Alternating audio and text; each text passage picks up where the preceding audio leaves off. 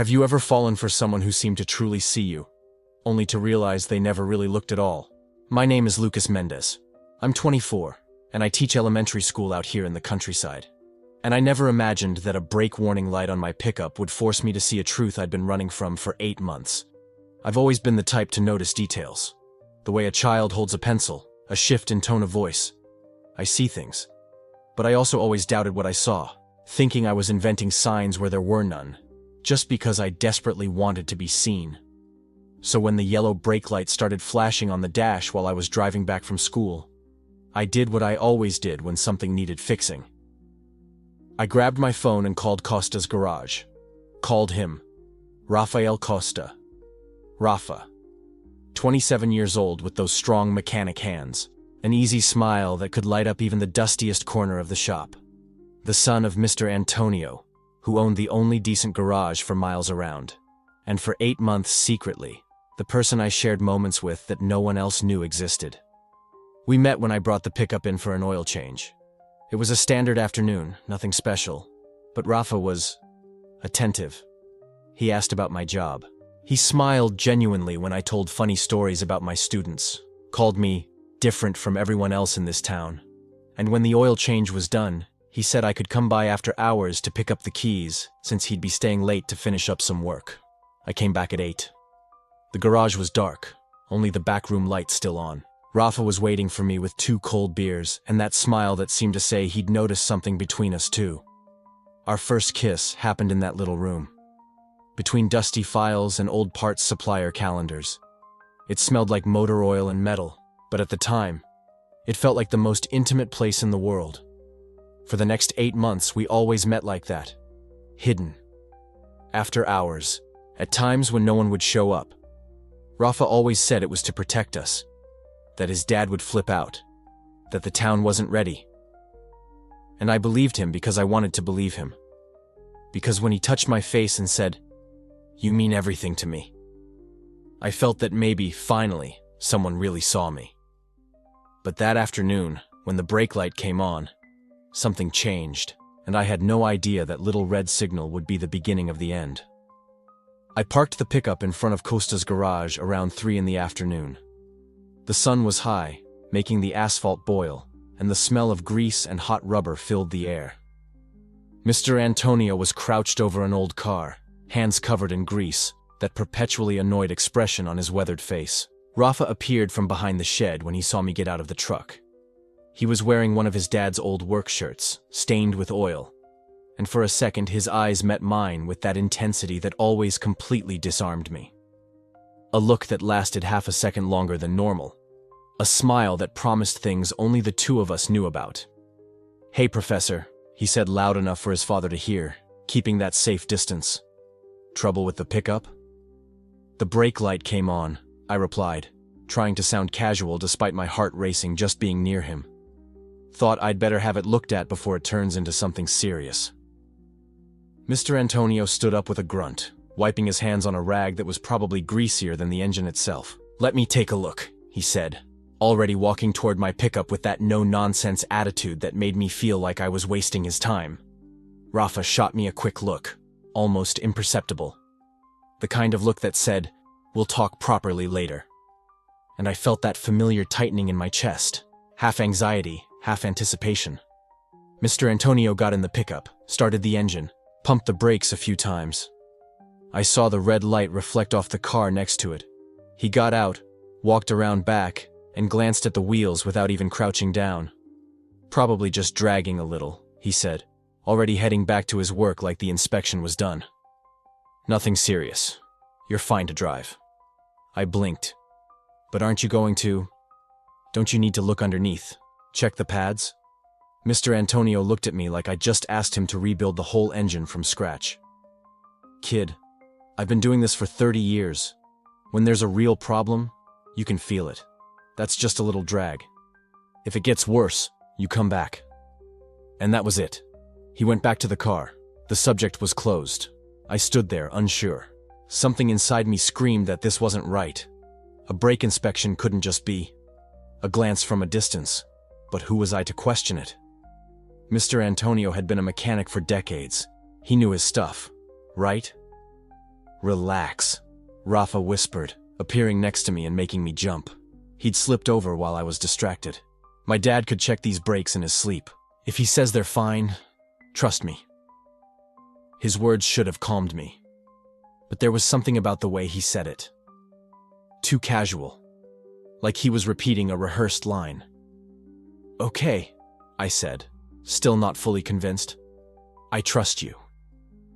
Little did I know that trust would almost cost me my life. And that was when it happened. The moment I would look back on, again and again, trying to understand what it meant. Rafa reached out to hand me back the pickup keys. Our fingers brushed, and for a fraction of a second longer than necessary, his hand held mine. His thumb grazed my knuckles lightly, a touch so subtle that anyone watching would think it was accidental. But it wasn't. We both knew it wasn't. I looked into his eyes, gray-green, with those crinkles around them from smiling so much. And in that instant, there in that dusty shed smelling of burnt oil and hot metal, with the afternoon sun streaming through the cracks in the roof, I felt that electric current I always felt when he touched me. Hope. That dangerous, addictive feeling that maybe we could make this work. That maybe one day we wouldn't need to hide anymore. Stop by later, Rafa murmured so low only I could hear. Mr. Antonio had his back to us, focused on the car. I close up at 7. We'll talk. I nodded slightly, pocketing the keys, trying to ignore the heat rising up my neck. I got back in the pickup, started the engine. The brake light didn't come on anymore. Maybe Mr. Antonio was right. Maybe it was just a temporary glitch, a loose sensor, something that fixed itself. I pulled out onto the dirt road heading home. The afternoon was gorgeous in that rural, way deep blue sky, white clouds scattered across it, trees lining the road in shades of green. But as I drove, something nagged at me.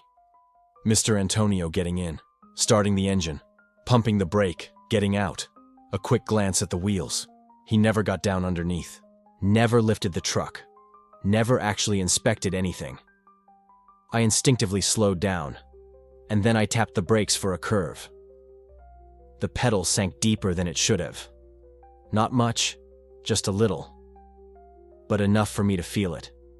My heart skipped a beat. Was that normal? Was I imagining things? Being paranoid? I stepped on it again, paying attention. The pedal was definitely softer than usual. It wasn't dramatic. It wasn't dangerous in that moment. But it was different. Mr. Antonio had said everything was fine. Rafa had confirmed it. And they knew cars. They did this every day. Why would I, a teacher who barely knew how to change a tire, doubt them? But then the image came back. Mr. Antonio looking over the wheel, without bending down, without really looking, just like Rafa looked at me. On the surface, without really looking. How many times had Rafa promised he'd tell his father? Soon, I just need the right moment.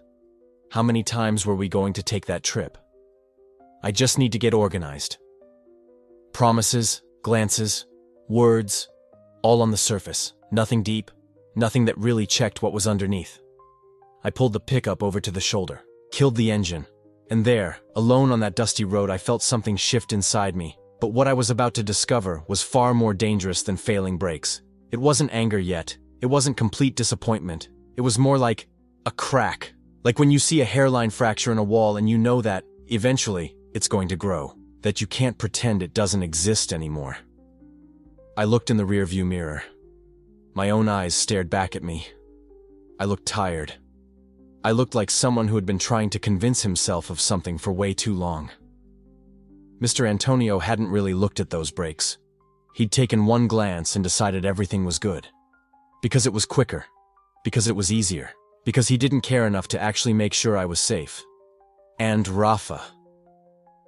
Rafa had watched his father do this for years, learning that you can make it look like you care without actually doing the work. That you can say what people want to hear without ever backing it up. That touch when handing back the keys. So electric. So full of promise. But promise of what? Of another night hidden in the back room? Of another 3 months of just wait a little longer? Of another year of me feeling grateful for the crumbs of attention he gave me when he was sure no one was looking? I took a deep breath, smelling the dry earth coming through the open window. A cicada sang somewhere nearby. The wind rustled the leaves of the trees. Everything around me seemed normal, peaceful. But something inside me had awakened. A voice I had been silencing for months, maybe years. The voice that said, "You deserve someone who will get under the truck and really look." I started the engine again. The brake light didn't come on. Maybe it really wasn't anything serious. Maybe Mr. Antonio was right and I was overreacting. Or maybe I was finally starting to pay attention. I put the pickup in motion again, but this time I wasn't going home. My hands turned the steering wheel almost of their own will, making a U-turn on the road. Because there was a question I needed to ask. A question that went beyond brakes and pads and warning lights on the dashboard. The question was simple, but terrifying. Did Mr. Antonio really check my safety? Or did he just pretend to? And if the answer was the second option, what else in my life was I accepting as just pretend? The sun was beginning to dip below the horizon when I saw the Costa shop appear in front of me again. This time I wasn't hopeful. I wasn't eager to see Rafa. I was determined. Because for the first time in 8 months, I was going to ask the question I was afraid to hear the answer to. I was going to ask if he actually looked, if his father really checked it, and depending on the answer, I would need to decide what to do about the other question burning in my chest. Did Rafa ever really look at me? Or did he just gloss over things too? Declare everything was fine, and never bothered to go deep to see what was really happening beneath the surface? Sometimes we need a warning light on the dashboard to finally see the warning lights that have been blinking inside us for a long time. My truck knew the way on its own, after 8 months of going back and forth to that place. 8 months of visits that started out of necessity and turned into something else. Something I still didn't quite know how to name. Have you noticed how we can drive on autopilot when our head is too busy with something else? My hand shifted gears, my foot pressed the clutch, but my mind was stuck on that moment under the truck. Or rather, on that moment when Mr. Antonio didn't go under the truck. I braked slowly as I approached the dirt parking lot. And that's when I felt it again. The brake pedal went down a little further than it should have. Not much. Just enough to make my stomach knot. Just enough to confirm what I had realized on the road. Something was wrong, and Mr. Antonio never really looked. I parked next to the same stack of old tires as always. I turned off the engine but didn't get out. I sat there, hands on the wheel, feeling my heart beating louder than the noise of the air compressor coming from the shop. Why was I so afraid to ask a simple question? That was all it was. A question about brakes, about mechanics. No big deal. But we know when a question isn't just about what we're asking, right? You know when there are layers beneath the surface. Like those brakes I never saw Mr. Antonio actually check. I took a deep breath. The road dust was still settling around the truck when the side door of the shop opened. And he appeared. Rafa. Even after 8 months, the sight of him still threw me off. The way he filled that doorway with those broad shoulders from years of working on engines.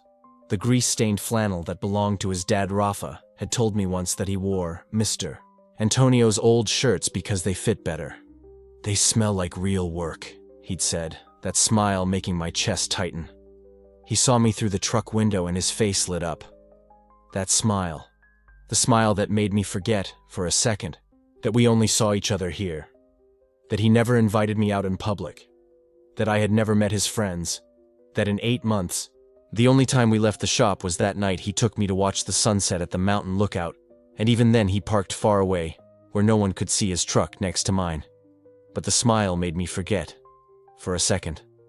Rafa walked over, wiping his hands on a rag so filthy it probably just smeared grease around. I opened the door and stepped out on shaky legs. I couldn't tell if it was nerves from being near him or dread about what I needed to ask. "Back early," he said, and his voice had that low, almost intimate tone he only used when no one else was around. "Missed you." 3 words. I missed you. Do you know how many nights I'd held onto those words? Alone at home wondering if what we had was even real.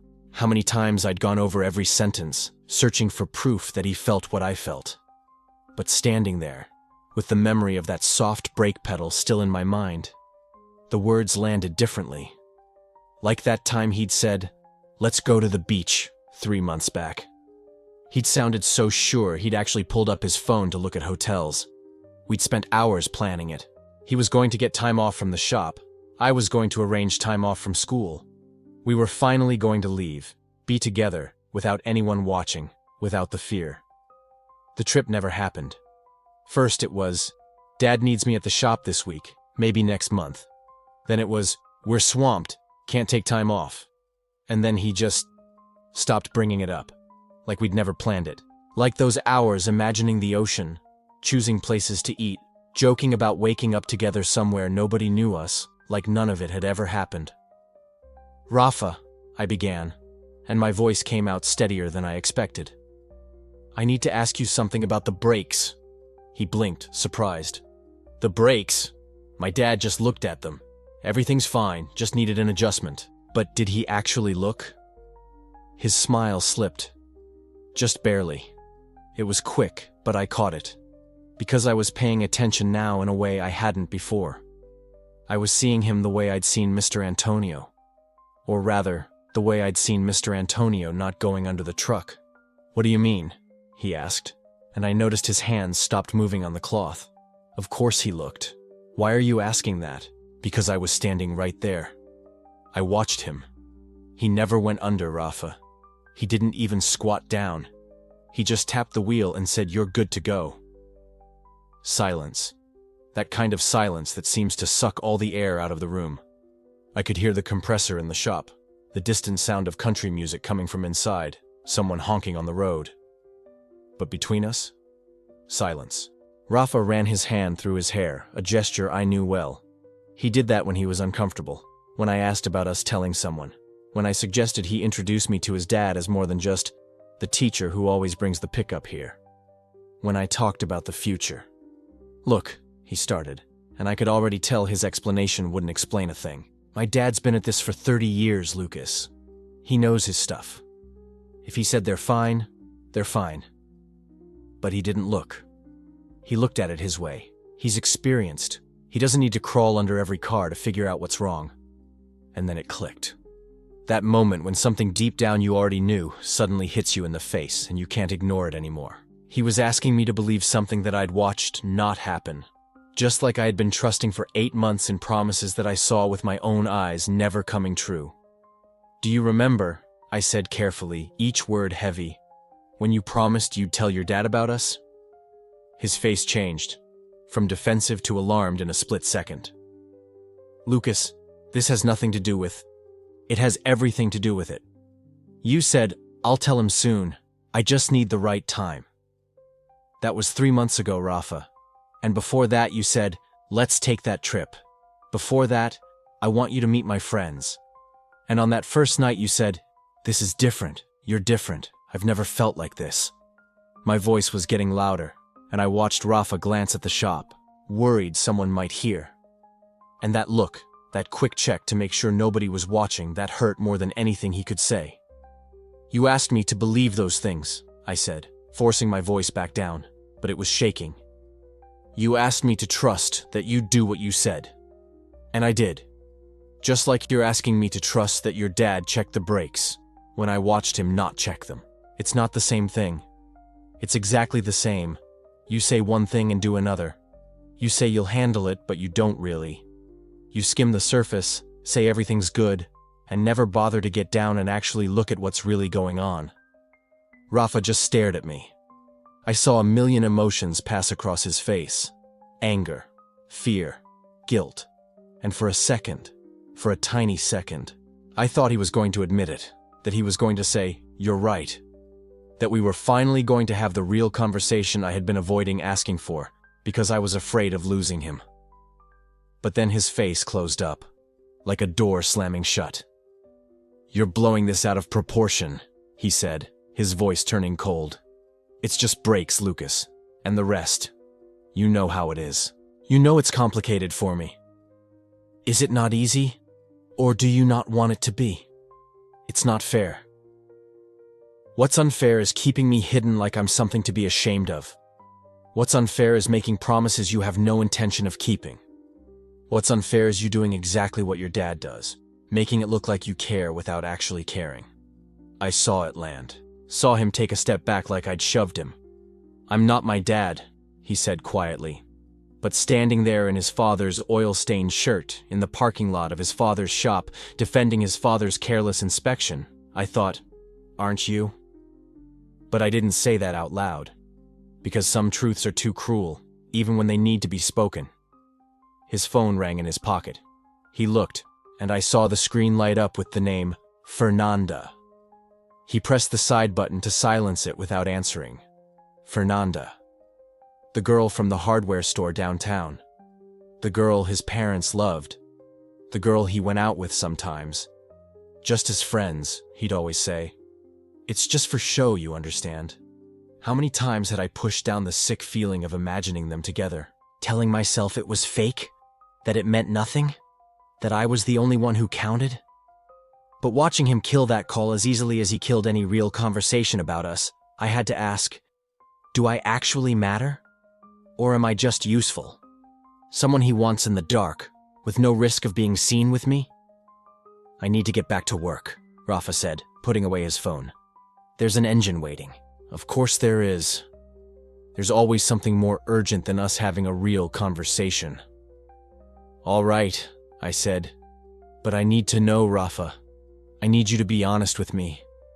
Did your father really check the brakes? He hesitated. That was my answer right there. He probably glanced at them. You know how he gets when it's busy. Probably. A glance. That wasn't a yes. Wasn't, yeah. He checked them and you're safe to drive. It was a soft way of saying no. He didn't really. But we'll pretend he did because it's easier. Something broke in me. Not dramatically. Not like in the movies with sound effects and sad music. Quietly.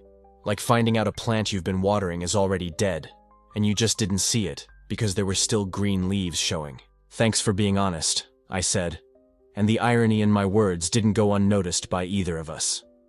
I turned and walked back to the truck. Each step felt heavy.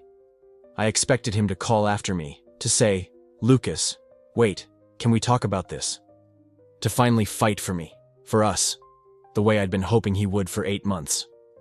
But he didn't call. I got in, put the key in the ignition, looked in the mirror at Rafa standing there watching me, his face unreadable. Sad, guilty, relieved.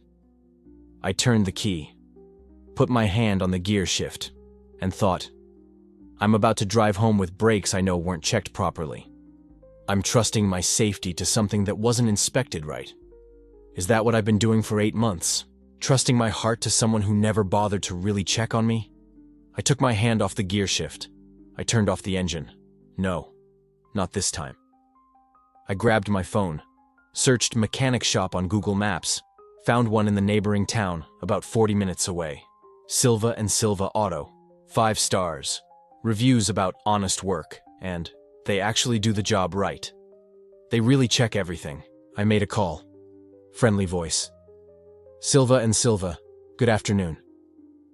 I need my brakes checked. Can you do it today? We're full today, but we can get you in tomorrow morning at 7. Perfect, I said. I'll be there. I hung up, started the engine. This time my hand was steady on the gear shift. I backed out, past Rafa as I left the parking lot. Our eyes met, but I didn't stop. Costa's shop disappeared in my mirror. I drove home, and for the first time in 8 months, I didn't feel that weight in my chest about leaving. I felt relief, because I was finally taking care of myself. The next morning, I woke up clear-headed, the way you feel after making a real decision. I wasn't ready for what I was about to find. Not the certainty of knowing what will happen, but the certainty of knowing what won't happen to me anymore. I left at 7 and drove to the next town. Silva & Silva Auto was 40 minutes away, on a quiet commercial street I'd never seen before. The place was different, organized, clean. The kind of shop where every tool has a place, the floors not covered in years of oil stains, where you don't smell like forgotten promises. A man came out right away. 40-something, gray at the temples, clean jumpsuit. He smiled the way a good mechanic does, genuinely happy to help, not sizing you up for the bill. "Morning. You're Lucas, right? The brake issue?" I nodded, stepping out. "Yeah, the warning light came on a few days ago." He nodded and walked around the truck, actually looking at the wheels. "I'm Eduardo, one of the Silvas." He smiled again, and it was just honest. No games, no performance. Just a guy doing his job right. He crouched by the front wheel, ran his hand over the brake disc and frowned. "I'll need to lift it to see what we're dealing with. Give me a minute." He didn't wait, already moving the jack, positioning it, lifting with steady, practiced movements. And then he did what Mr. Antonio never did. He got under the truck. Actually, under it. He laid down on the creeper, slid underneath, grabbed a flashlight, and started examining. I heard him tapping metal, testing parts, checking things carefully. I stood there watching someone actually do it, watching someone actually look. Eduardo slid out from under with concern written on his face. "Lucas, come here. I need to show you something." He pointed at the brake assembly. "See? The pads are worn almost to the metal. This is dangerous, really dangerous. If you had to brake hard on a hill, you might not have brakes at all." I felt my stomach drop, but I just had it checked. The mechanic said it was just a little dragging, nothing serious. What he said next made my blood go cold. Eduardo looked at me like he'd just heard something unbelievable. "Whoever checked this for you didn't care about your safety. This isn't dragging. This is about to fail. You're lucky you didn't need to brake hard." I was lucky. Lucky I hadn't trusted completely. Lucky I doubted. Lucky I listened to myself.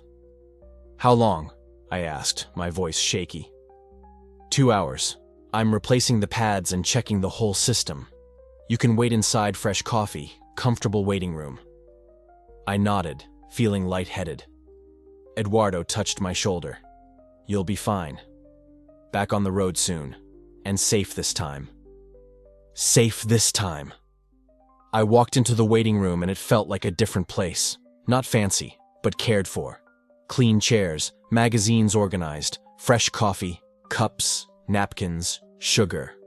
A TV played the news quietly. There was a photo on the wall. 2 men smiling in front of the shop. Eduardo and another man, younger, dark-haired with glasses, both in work clothes. A sign between them. Silva and Silva Auto Mechanics, grand opening. They were close in the photo, not like they were performing, not hidden, just close. The way people stand when they love each other and don't have to hide. I sat down hard, staring at that photo. My chest tightened. Not hurt. Recognition. Realizing how much I'd settled for scraps while other people ate full meals. The back door opened and the man from the photo walked out with a clipboard. He saw me and smiled the same warm way Eduardo did. "Hi, I'm Marcelo. I run the office side. Eduardo's already got your truck up." He sat in the chair next to me naturally. "Coffee's fresh if you want it. Bathroom's there if you need it." I thanked him quietly. Marcelo filled something out on the clipboard, his wedding ring catching the light. "You and Eduardo," I said, not sure why. "You're the 2 Silvas?" He looked up, smiling genuinely. "Yeah. I'm a Silva by birth. He took the name when we married. About 10 years now. 10 years. 10 years sharing a shop, a life, a name. 10 years without hiding, without games, without promises about someday or when it's right." "Must be nice," I said, my voice rougher than I wanted. "Having that. Someone who stays." Marcelo looked at me with the kindness people have when they see someone hurting. "It is," he said quietly. "But we had to work for it. We had to stop hiding, accept that we deserve to be happy as we are, that we didn't belong in the shadows, you know?" I knew. God, did I know. Marcelo went back to his clipboard but kept talking, casual but meaningful. "We almost quit 3 times at the start. It was easier to fake it, easier keeping things separate, in boxes, apart, but we figured out. If you love someone, You don't want to hide. You want to build something. You want those boxes to mix until there's no separation anymore. He studied me. I'm not trying to pry, but I recognize that kind of exhaustion in people. And Lucas, you look tired. I was. Tired of waiting. Tired of settling. Tired of thinking I was asking too much when really I just wanted the basics. To matter. To be chosen. To be actually cared for. I'm leaving something, I said, surprising myself being honest. Something that was never real, I guess. Or not real enough for him to want it to be. Marcelo nodded without judgment. And you deserve real, Lucas. Everyone does. Don't take less because someone made you think you're asking too much. You're not. You're asking for what any person should get. Real presence. Real presence. I looked at the photo again. Two men who decided hiding wasn't living. Two men who built something real, visible, unafraid. Then I thought of Costa's shop. Rafa always watching the door, promising a future with no date. His father pretending he'd checked my truck. Same carelessness, same neglect dressed up as concern. I'd accepted it from both. The father with the brakes, the son with my heart. Because I thought that was all I could get. But it wasn't.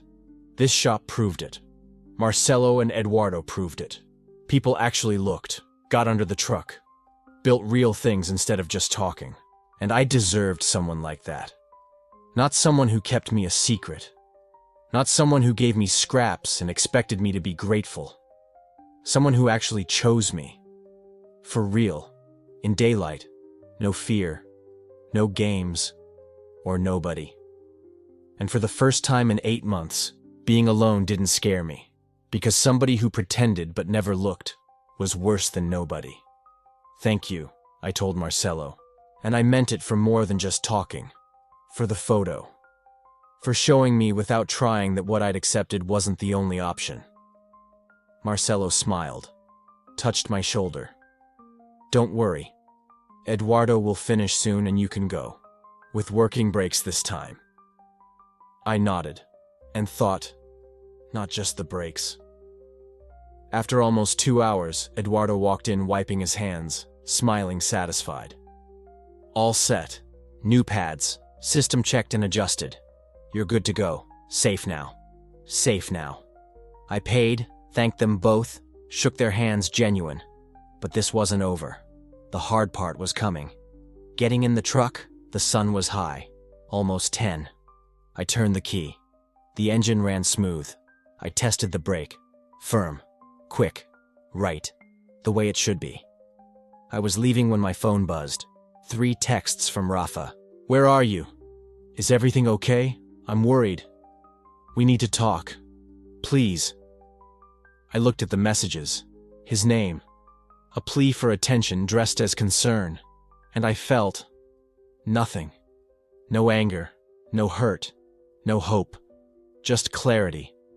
8 months I'd translated scraps into feasts. Seen avoidance as protection. Called performances intimacy. Clarity that he'd never change. He didn't see the problem. Clarity that I deserved someone who'd get under the truck and actually look. Rafa never did that. Not with the truck. Not with me. But he needed to hear it. Not anger. Not revenge. Closure. Self-respect. So I wouldn't disappear like I never mattered. Because I mattered. And he needed to know I finally knew that. I started the engine and turned toward Costa's shop. But this time, no hope. This time, clarity. And clarity was stronger. Costa Auto was just like before. Same dust, same oil smell, same scattered tools. But I wasn't. I parked right at the entrance, turned off the engine, breathed. No nervousness this time. No hope fighting reality. Just clarity. Rafa appeared before I opened the door, waiting for me. The texts made that clear. Where were you? He went to the window, hands on the glass. Those mechanic hands I knew. I texted. I know. You didn't answer. I opened the door slow. He stepped back. I got out, feet solid on the shop floor. "We need to talk," Rafa said, urgent but controlled. The way he sounded when he wanted to seem genuine without committing. "I know." He glanced at the shop. Mr. Antonio working on a car at the back. Rafa gestured toward the back office. That office, where we started. Where promises got made against my skin. Where I learned to confuse intensity with intimacy. "No," I said. "Right here." What I had to say couldn't be hidden. Rafa frowned. "My dad. He's right there, I know. Quiet but firm. You listen now, or you don't listen at all." He looked surprised. Rafa wasn't used to this me. The me that didn't give in, that didn't make it easy. "Okay." He ran his hand through his hair, his uncomfortable gesture. "Lucas, I messed up, okay?" I waited. "I shouldn't have let my dad do that. He was careless with your brakes and I knew it. I watched him barely check, and I said nothing because..." He stopped. "I didn't want conflict." "Conflict," I said. The word rang empty. "I know, it's cowardly, but you don't know what it's like working here, living here, depending on him for everything. You're 27, Rafa. I know." His voice dropped. "And I'm going to change it. I promise. I just need more time." Time. That word again. What he always paid me with, but it never became real. "I'm scared," he said, stepping closer. "Of my dad. Of this town. Of admitting what I feel for you." Something stirred in my chest. Not hope exactly. Recognition. Like rewatching a movie you already know. "But I love you," Rafa said. For the first time saying it out loud, right here where his dad could hear. "I love you, Lucas. I want to try this time. No secrets. No hiding." The words were beautiful. Exactly what I'd waited 8 months for, but something about them was wrong. Off. "Look at me." He touched my arm, that touch that used to undo me. "Give me one more chance. Promise it'll be different." Promise. His favorite word. "Are you going to tell your dad?" I asked. "Right now?" Rafa blinked. "What?" "If you really want no secrets, no hiding, let's tell him now." I gestured at Mr. Antonio bent over the car. "Go tell him we've been together 8 months. That you love me. That you're done hiding." He went pale. "Lucas, wait. That's not..." "Not what?" "We need to plan it. Talk first. Can't just spring it like this." There it was. The hesitation. The backtrack. The performance starting to crack. "I understand you're angry," Rafa tried. "With reason. But we can fix this. We just need to stay calm." "I've been thinking," I said. 2 days of it. You know what I figured out?" He was quiet. "You do this constantly. Right words, right promises. But when it's time to actually do it, there's always a reason to wait, to delay, to hide. That's not... You're your father's son, Rafa." Softer than I expected. No anger, just fact. He looked at my truck, said the brakes were dragging, never went under to actually check. Because pretending was easier than checking. Rafa started to interrupt, but I continued. "You do the same with me. Looking from above, saying you love me, saying you'll change, but never really. Never really looking at us, at me, at what I need." "That's not fair. I needed someone who'd get under the truck and look," I said. "Someone who cared about my safety more than their comfort. Someone who'd do the work, not just make it look like they care." Rafa stood there, arms down, like they didn't know what to do now that they couldn't touch me into staying. "You're not a bad person," I said. "True. But not the right one for me. Lucas, I deserve someone who isn't scared to be with me openly, who doesn't need planning to admit we exist."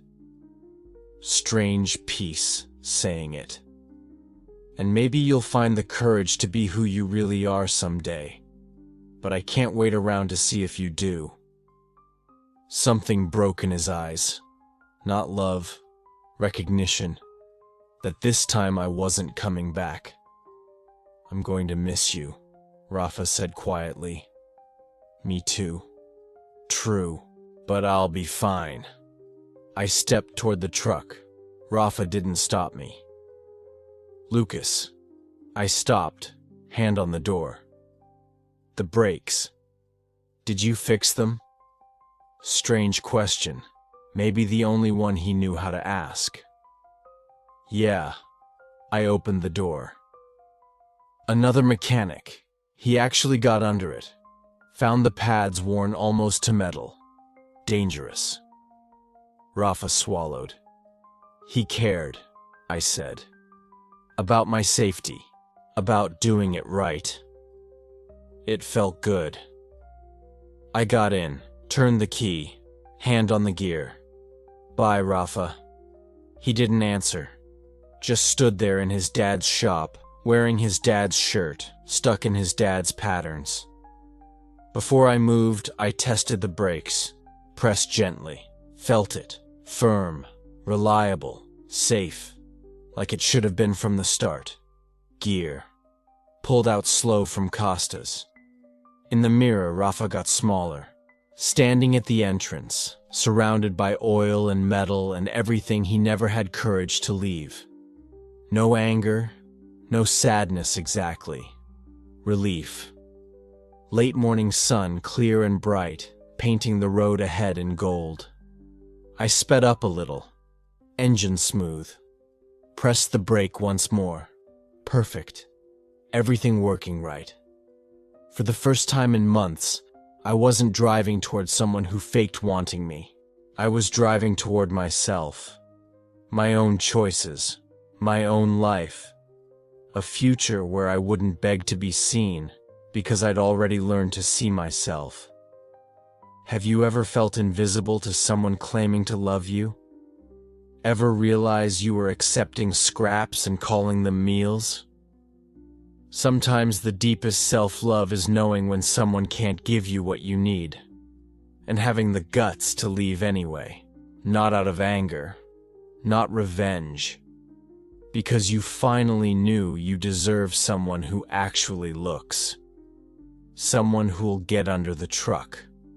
Someone who does the real work of loving you, not just wanting you when it's convenient. The brake lights glowed red and perfect in the sun, working, safe, ready when I needed them. And for the first time in forever, I knew I was going the right way, even without knowing exactly where. Because sometimes, leaving what doesn't work is the only direction you need.